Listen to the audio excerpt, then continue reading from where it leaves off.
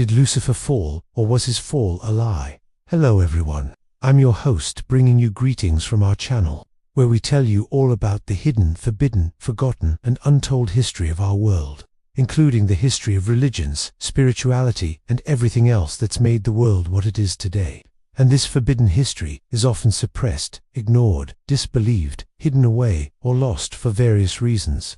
But here we bring it all out into the open, so that we can discuss these ideas freely and help you learn about things which are often swept under the rug. In this episode, we want to talk about Lucifer, the fallen angel, the rebel who defied God and fell along with his followers, the demons.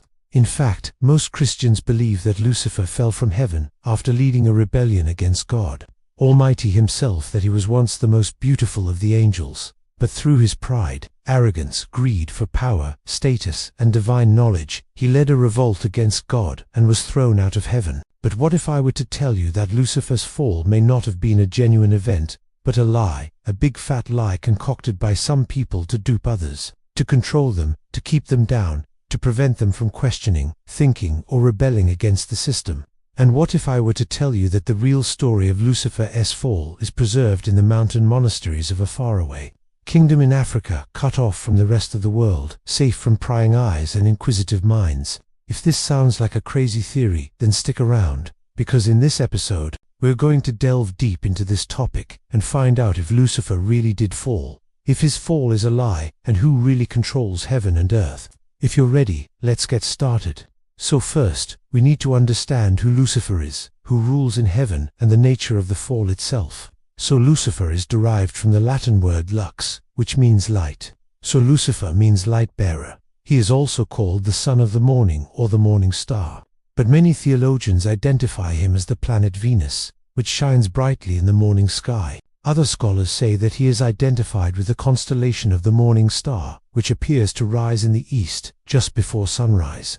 Now, in the Bible, Lucifer is mentioned only once in Isaiah 14:12, where he says, "How art thou cut down to the ground, which didst weaken the nations of the world? For thou hast said in thine heart, I will ascend to heaven.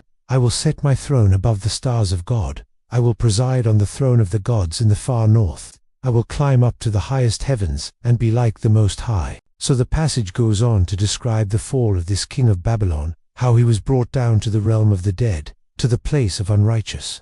Now later, Lucifer became associated with Satan, the adversary, and was seen as a fallen angel, a rebel, who led a third of all the angels in a war against heaven, and lost, and so was cast out of heaven, along with his followers, the demons. This idea was popularized by the church in the Middle Ages. However, there are several questions which arise when we read this, like, who is Lucifer? Who is this king of Babylon? Why was he brought down? And why was he associated with Satan, the adversary? And what does it mean to be an adversary anyway? And does he really exist? And if he exists, where is he? Well, let me answer these questions one at a time. First, Lucifer is not a fallen angel, but a fallen king. King Lucifer of the kingdom of Cush in Africa. His people were called the Lucumians. They lived in the land of Cush, south of Egypt, and were closely related to the Egyptians and the ancient Hebrews. In fact, they may have even been the original children of Israel, the real Hebrews, while the modern Jews are of the tribe of Judah, a small, insignificant tribe which played second fiddle to the kingdom of Cush all throughout the time of the Bible. Even the name Lucifer is found in the Old Testament. So it's clear that he was an important figure, but not among the angels. He was very much a human being, an earthly king, and his fall from heaven is a metaphor for his people's fall from grace, when they were conquered by the Assyrians and taken captive away from their homeland. This is similar to the fall of King Nebuchadnezzar of Babylon, who was driven mad and forced to eat grass like an ox until he learned his lesson. The fall of Lucifer, therefore, is a symbolic representation of the fall of the kingdom of Cush, not a literal fall from heaven. The problem is, though, that Europe, being the hub of Christianity, decided that Lucifer must have been an angel. And since the medieval period, the idea that Lucifer was a fallen angel has been propagated by the church. This is what we mean by the fall being a lie that was created to subjugate people, to keep them under the thumb of the church. You see, if Lucifer, the king of Babylon, is considered a fallen angel, then the kings and queens of earth are clearly beneath him, beneath a fallen angel. So this created a hierarchy in which the church was placed higher than the kings and queens of earth, who were supposedly beneath Lucifer, who was, in turn, beneath the angels, who were themselves beneath God. So Lucifer's fall created a structure which placed the church in a superior position. In fact, the entire idea of the fall was created to make people afraid of the devil, to make them afraid of evil, to make them afraid of themselves. Because if Lucifer, the most powerful angel, can fall, then anyone can fall. And if you fall, you will burn in hell forever. So that's what they wanted people to think. But what if we look at it differently? What if we look at it from the perspective of Ethiopian Christianity, from the mountains of Ethiopia, from the monasteries there, where the real story of Lucifer is preserved? In Ethiopian Christianity, there is no such thing as a fall.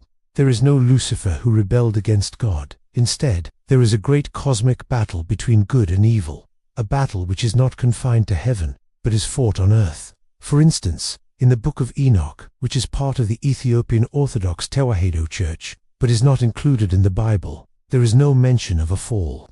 Instead, it says that Lucifer is the accuser who accuses the righteous of sin.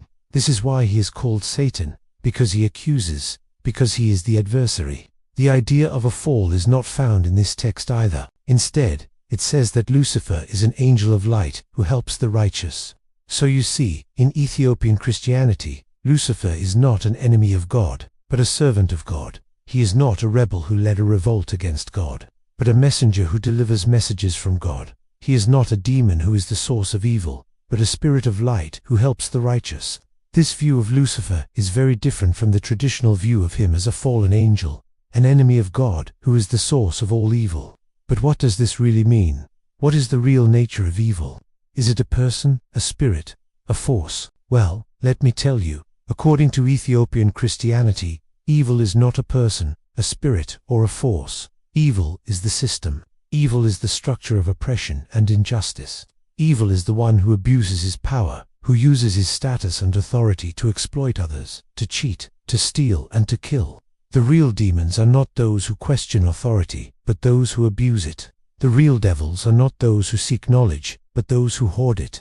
And the real evil is not those who think they are better, but those who use their supposed superiority to oppress and exploit others. So if we follow this logic, then the real Lucifer is not the one who was cast out of heaven, but the one who cast others out of heaven, who used his power and authority to keep others down, to keep them under his thumb. And the real battle between good and evil is not a battle between heaven and hell, but a battle between those who seek to maintain the unjust system and those who fight to dismantle it and bring about justice. This is why the real Lucifer is not the fallen angel, but the one who refuses to fall, who refuses to bend before the powers that be, who refuses to accept the lie that Lucifer fell. The real Lucifer is the one who refuses to be silent, who refuses to be complacent, who refuses to accept the status quo, who refuses to accept the lie that Lucifer fell.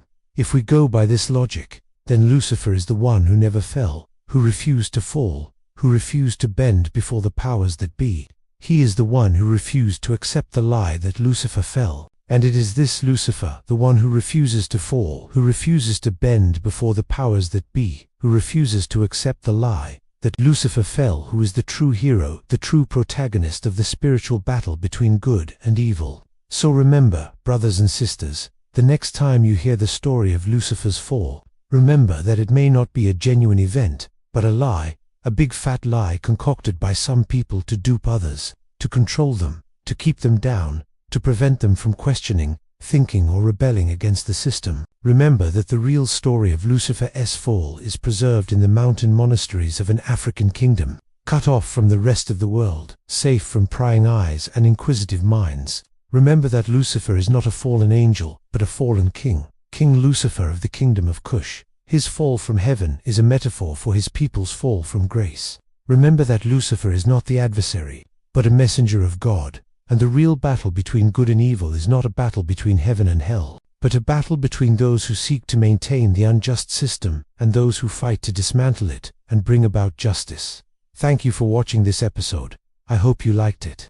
If you did, please don't forget to leave us a thumbs up. Also, share it with your friends and family. Subscribe if you have already done so, and hit the bell icon to receive a notification every time we upload a new episode. We'll see you in the next one.